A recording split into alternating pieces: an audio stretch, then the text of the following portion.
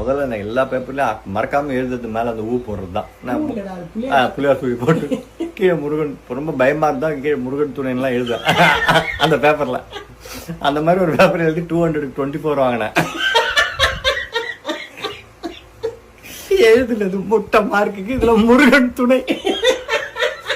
முருகன் துணைக்கு ஒரு மார்க் கொடுக்கலாம். எப்படி 200க்கு எப்படி ஒருத்தனால 24 வாங்க முடியுமே? என்னால முடியும்.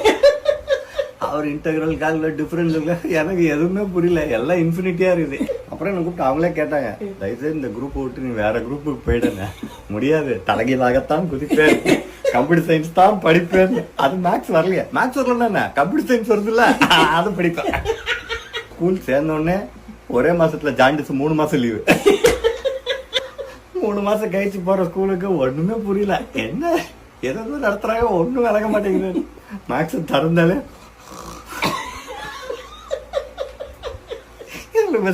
யாராவது என்ன பண்ற, மேக்ஸ் படிக்கிறேன், மேக்ஸ் போட்டு பாக்கணும். ஓ அப்படியா, இது தெரியாம 12ஆம் கிளாஸ் வரைக்கும் வந்துட்டேன். மேக்ஸ் எக்ஸாம் நடக்குது, பப்ளிக் எக்ஸாம், எல்லாத்தையும் எல்லாரும் எழுதினே இருக்காங்க. எனக்கு 1 ஹவருக்கு மேல அதுல ஒன்னும் தெரியல.